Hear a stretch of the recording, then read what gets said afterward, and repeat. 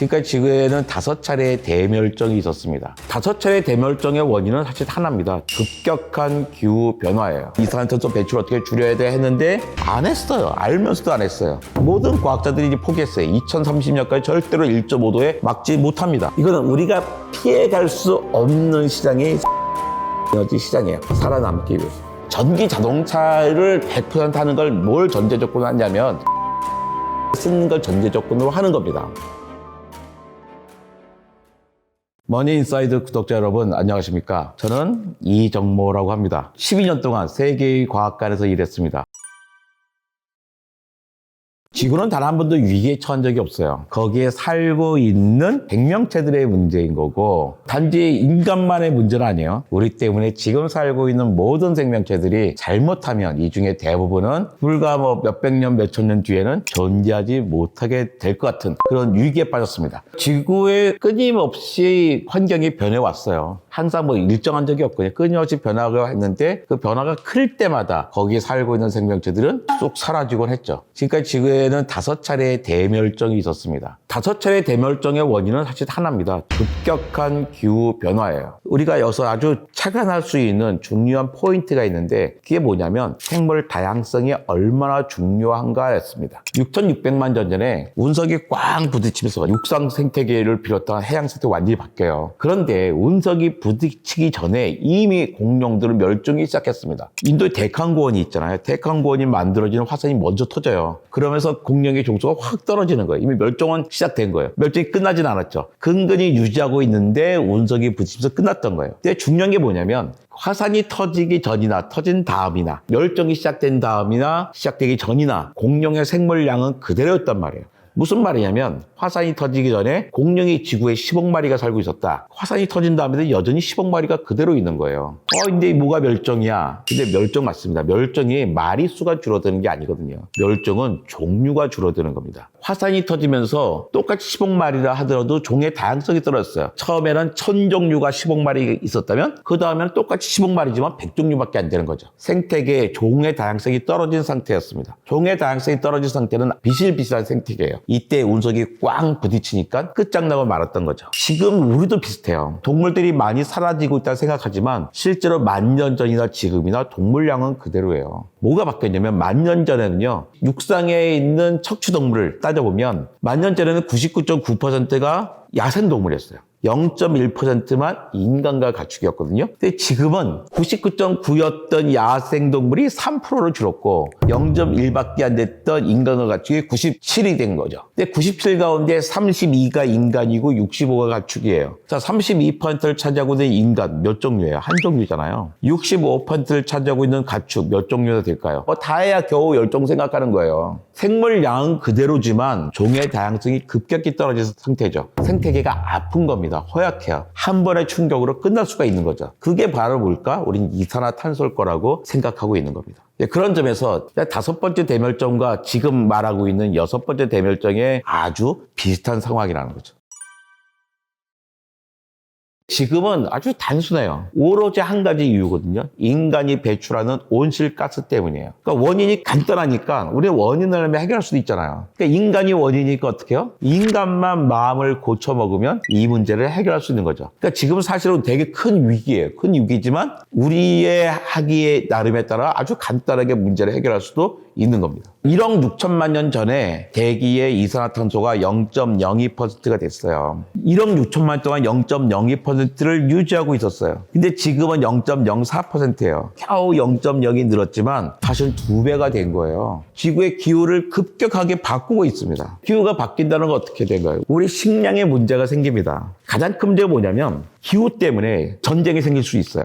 온도가 높아졌다고 가지고 우리가 막 더워 죽는 거 아니거든요. 산업화 이후에 1.1도 올랐더니 폭염 발생 지수가 4.9배, 한 5배 된 거예요. 그러니까 50년에 한 번 오던 폭염이 50년에 5번쯤 오게 되는 겁니다. 1.5도가 되면 50년에 한 번 오던 게 50년에 9번쯤 오게 돼요. 그리고 도시 인구 가운데 3억 5천만 명이 먹을 물이 없어지게 됩니다. 지금 우리 거기서 0.4도밖에 차이가 안 나고 있어요. 근데 이 기후 위기는 아주 공평하게 오는 게 아니에요. 어떤 곳은 더워지고 어떤 곳은 추워지고 어떤 곳은 홍수가 나고 어떤 곳은 가뭄이 납니다. 같은 지역에서도 잘 사는 나라와 못 사는 나라가 차이가 있고 한 나라에서도 잘 사는가 못 사는 사람과의 차이가 있고 세대 간의 차이가 생겨요. 우린 모든 걸 말로 법으로 평화롭게 해결할 수 있지만 어느 순간이 되면 식량과 물의 문제가 닥치게 된다면 전쟁이라는 유혹을 피할 수 없게 되죠. 1.5도가 올라가면 0.4도가 더 올라갔다가 더워서 죽는 게 아니라 그때 그 문제 때문에 생기는 여러 가지 파생된 문제 때문에 생기는 전쟁 때문에 많은 사람들이 죽어나갈 수도 있는 겁니다.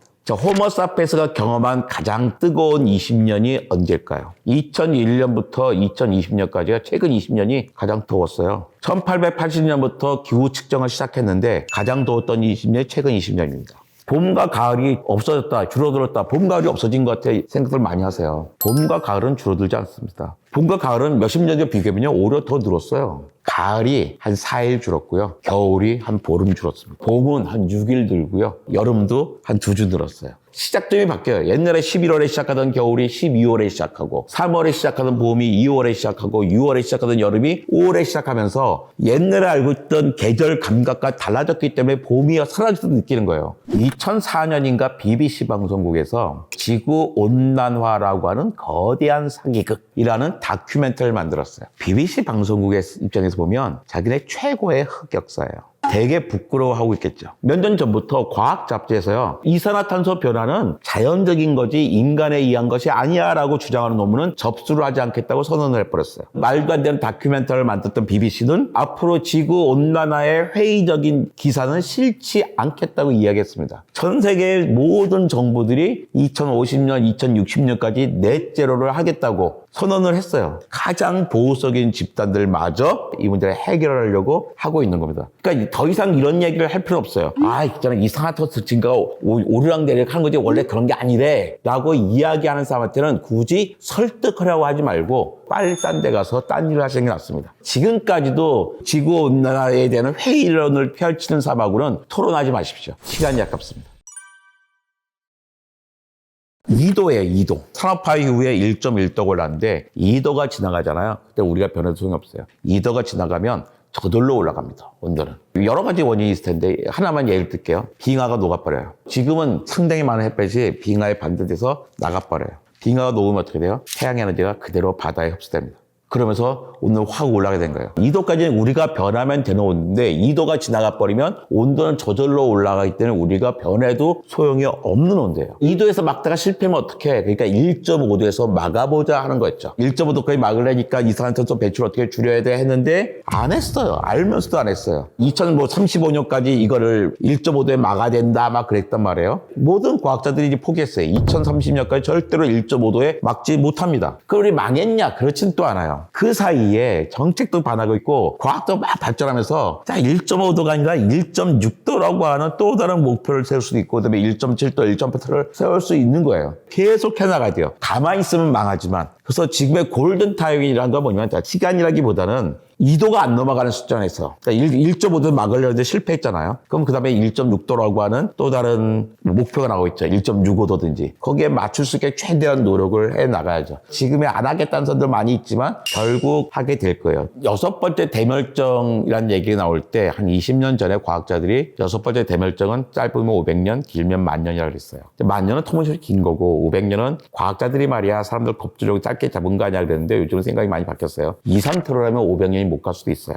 길어야 1,000년, 2,000년일 겁니다. 우리만 살아남으면 되잖아요. 세 번째 대멸종 때도 95% 멸종했지만 5% 살아남았잖아요. 이번에도 우리만 살아남으면 문제가 아니에요. 5차례 대멸종을 보니까 그 당시에 최고 포식자는 반드시 멸종했어요. 근데 지금 최고 포식자가 누구예요? 우리 인간이잖아요. 또 그 당시에 최고 포식자는 아니더라도 생물량이 가장 많았던 생물은 반드시 멸종했어요. 근데 지금 지구에서 생물량이 가장 많은 생명이 인간이에요. 우리는 최고 포식자든 생물량으로든 절대로 이 6번째 대멸종을 통과하지 못해요. 이 상태로라면 500년일 수도 있고 몇천 년일 수 있어요. 10,000년은 절대로 아닐 거고 500년에서 아니게 몇천 년까지 가기 위해서도 우리는 피나는 노력이 필요합니다. 지구나 우주의 입장에서 너무나 안타까운 거죠. 왜냐하면 호모사피엔스가 없었으면요 우주는 자기 나이가 137억 살인지 몰랐어요.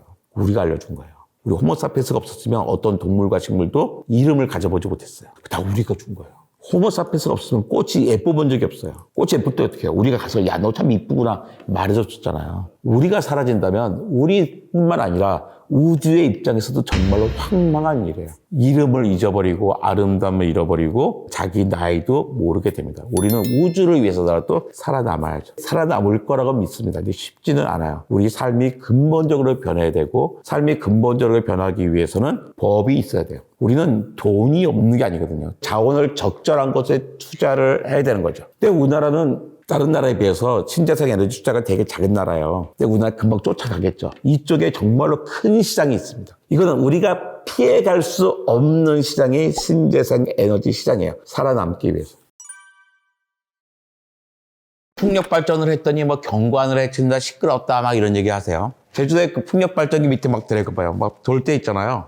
소리 들려요. 조금만 벗어나잖아요. 자동차 소리가 더 커요. 실제로 그걸 반대를 하기 위한 소리일 뿐이지 그렇게 문제 있지 않아요. 태양광, 옥상이니 이런 거 많잖아요. 요즘 주차장 많이 하잖아요. 도로 위에 해도 되고 얼마든지 자리가 있습니다. 수력은 기본적으로 답이 아니에요. 왜냐하면 수력은 엄청나게 많은 땅을 수용을 해야 되는 거예요. 기후도 바뀌어요. 돈도 엄청나게 많이 들어요. 근데 그거에 비해서 풍력과 태양광은 예전에는 효율이 엄청나게 낮았는데 지금 효율이 높아요. 얼마나 높냐면 저는 원자력 발전을 반대하는 사람이 아닙니다. 원자력 발전은 다 후쿠시마, 체르노빌 얘기하는데 우리나라 원자력 발전은 그런 게 아니거든요. 생각보다 되게 안전합니다. 그래서 저 지어도 된다고 생각해요. 하지만 원자력 발전 대안이 안 되는 게 국민이 원하지 않는 건 세울 수 없는 거예요. 아무리 안전해도 국민들이 불안감을 갖고 있잖아요. 폐기물은 어떡할 거야? 한단 말이에요. 못 짓는 거예요. 우리나라의 원자력 발전으로 에너지 전환하려면 원자력 발전 30개쯤 지어야 돼요. 어디다 지을 수 있을까요? 바닷가에 지어야 되는데 결국에 동해안 어딘가에 지어야 되는 거예요. 우리 동네에 그걸 수용하겠다 하는 순간 도지사, 시장, 국가에 다 떨어집니다. 그러니까 그걸 국민들의 설득하고 할 시간에 우리 시간이 없어요.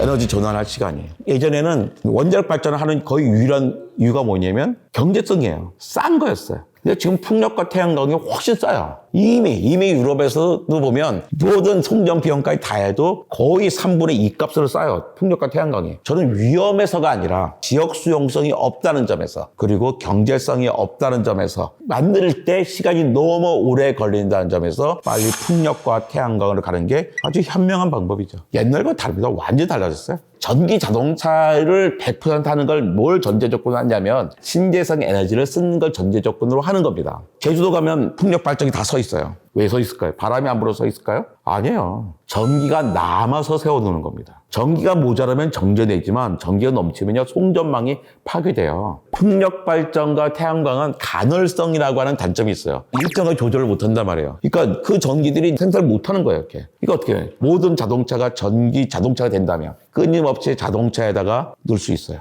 자동차 자체가 아주 좋은 축전지가 되는 거예요. 보관소가 되는 거예요. 이렇게. 그 자기의 집에서도 그걸 쓸 수가 있게 되는 거예요. 그러니까 전 세계 전기 장투를 가겠다는 건 뭐냐면 전제 조건이 신재생 에너지로 마음껏 생산하겠다는 걸 전제로 하고 있는 겁니다. 사람은 기본적으로 호기심이 강한 동물이에요. 호기심을 충족하고 싶습니다. 근데 달에는 이미 한번 가봤잖아요. 달 말고 딴 데 가보고 싶어. 가까운데 금성이에요. 근데 금성은 평균 기온이 한 480도쯤 돼. 갈 수가 없어. 근데 그 다음에 가까운 데가 화성이에요. 화성은 영하 63도거든요. 영하 63도 충분히 갈 수 있죠. 남극 영하 90도도 가는데. 그러니까 이제 화성 가야겠다. 그 마음을 먹고 있는 거죠. 그러니까 목성, 토성, 천왕성, 해왕성은 기체행성이잖아요. 발을 디딜 수가 없어요. 발을 디딜 수가 없는데 수성, 금성, 지구, 화성은 발을 디딜 수 있는 땅이 있어요. 그러니까 화성은 다른 것에 비해서 이제 그 장점이 있는 거죠. 그리고 토양 성분이요. 지구랑 비슷해요. 지구랑 비슷해서 우리가 뭔가 가서 농사를 짓는다든지 할 때 뭔가 이제는 해볼 만한 구석이 있는 거예요. 거기다가 또 중요한 게 하루가 비슷해요. 우리 하루가 24시간이잖아요. 화성의 하루가 24시간 37분 이렇게 돼요. 그러니까 거의 비슷한 거예요. 그러니까 우리가 거기 살더라도 우리의 하루의 그 생체 주기하고 맞춰서 살 수가 있는 거예요. 크기도 중력도 대충 어느 정도 있고 공기도 희박하지만 전혀 없는 게 아니라 있고 그러니까 뭔가 우리가 영화 마션에서 봤듯이 뭔가 장치만 하면 살 수 있을 것 같은 느낌을 주는 장점이 있죠. 달까지는 비수속도로 1.1초면 갑니다. 똑딱똑하면 달에 가는 거예요. 1.1초밖에 안 걸리는 빛이 1.1초밖에 안 걸리는 달에 근처에 가본 사람이 21명이에요. 내려가 본 사람 12명밖에 안 돼요. 근데 화성은 가장 빛이 가까울 때가 3분 4초예요. 아직 아무도 못 가봤죠, 사람은요. 보통 가면 6개월이 걸려요. 가는데 6개월.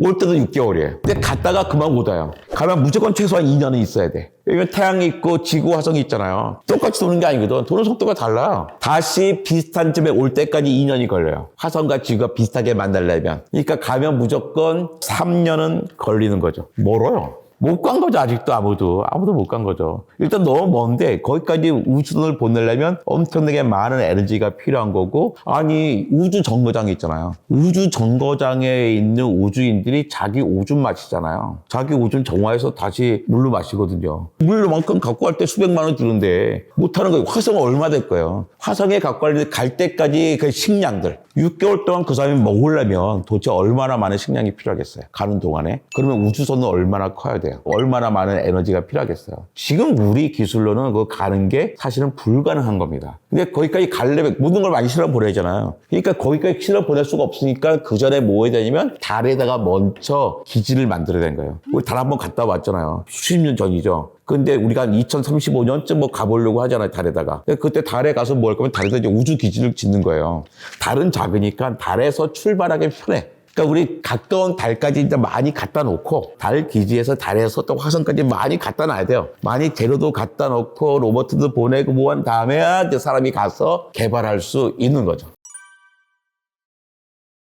달에 갈 때 컴퓨터도 없이 갔어요. 히든 피겨스 영화 봤잖아요. 여자들이 손으로 계산해서 갔잖아요. 화성도 똑같습니다. 얼마든지 갈 수 있어요. 지금 기술로, 지금 과학과 기술로 모든 문제를 다 해결할 수 있어요. 문제는 뭐냐? 너무 멀다는 거예요. 너무 멀다는 거고, 또 문제가 뭐냐면 거기에는 자기장이 없어요. 지구는 고체 금속 내핵과 액체 금속 외핵이 있어가지고 돌면서 자기장이 생겼어요. 그 태양에는 빛만 오는 게 아니거든요. 방사선과 태양풍이라는 우주 입자도 오는데 그 우주 입자들 쪼면 뭐 분자들이 파괴돼요. 근데 화성은 일찌감치 굳어져가지고 지구 같은 내부 우주가 없어서 자기장이 없어요. 자기장이 없으니까 태양풍으로부터 생명체들이 자기를 보호할 수가 없는 거예요. 우리 막 낮에 돌아다니잖아요. 화성이 낮에 못 돌아다녀요. 그러니까 우리는 엄청나게 무슨 옷도 건물도 이런 장치들이 필요한 거죠. 그러니까 화성에서 산다는 건 되게 힘들어요. 우리가 어떻게 화성을 언제 정복할까 말도 안 되는 얘기인 게 우리 인간들은 지구도 정복하지 못하고 있어요. 뭐 지구에서도 겨우 살고 있잖아요. 화성은 지구와는 완전히 다른 행성이잖아요. 이 살기 좋은 지구에서도 우리 겨우 살고 있는 인간이 저 살기 힘든 화성에서 어떻게 화성을 정복하고 못하겠어요. 겨우 가는 겁니다.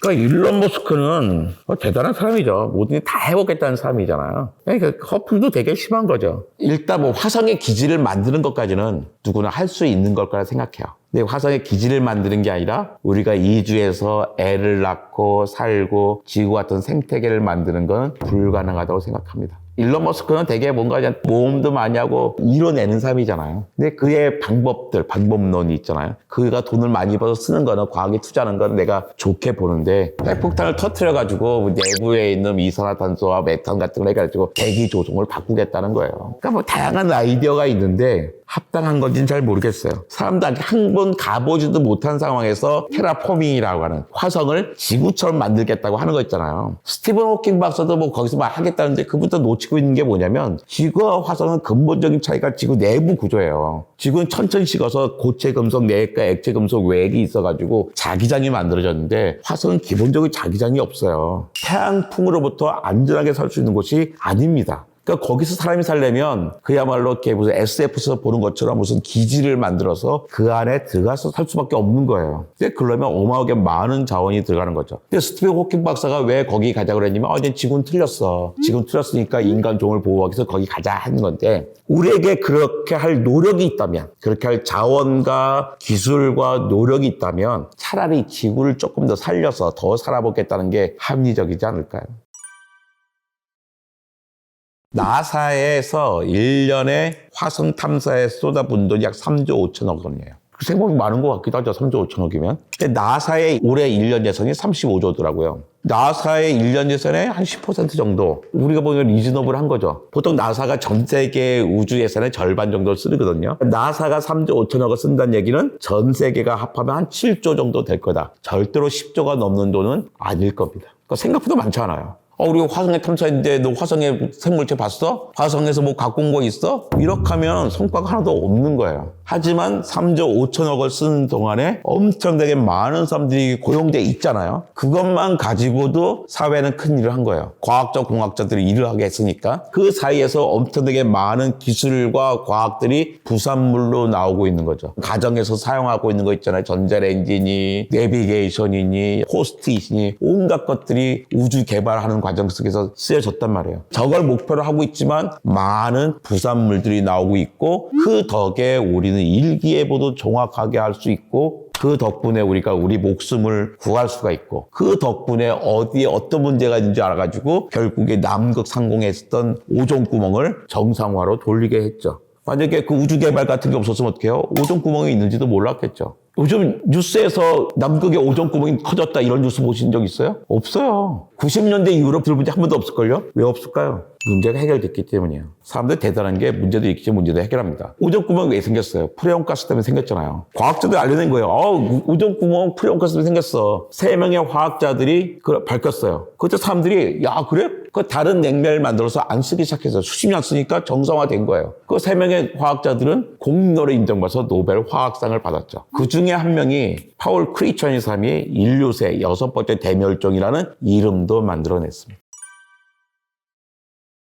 2030년대 말 2040년대 초면은 화성에 인간이 가는 건 충분히 가능할 거라고 생각합니다. 근데 거기에 기지를 건설해가지고 산다. 그렇다면 최소한 100년은 걸릴 거예요. 기술이 없어서가 아니라 돈과 시간의 문제예요. 일단 시간이 필요해요. 왔다 갔다 해야 되는데 우리가 화성 매일 출발할 수 있는 게 아니란 말이에요. 2년에 한 번 출발할 수 있는 기회가 오고 또 2년에 한 번쯤 돌아올 수 있는 기회가 오는 거예요. 그러니까 우리는 거기에 뭐 한 번에 뭐 우주선을 뭐 100개씩 쏴 보낸다 하더라도 시간이 필요하죠. 그걸 좀 만들어내고 그러려면. 그렇게 또 급한가 우리가 거기 하는 게. 기본적으로 호기심의 문제인데 호기심을 풀어내기 위해선 호기심을 찔끔찔끔 돈을 써가면서 하는 거지. 우리의 많은 문제가 있는 거 다 내비두고 그걸 하는 건 아닌 거잖아요.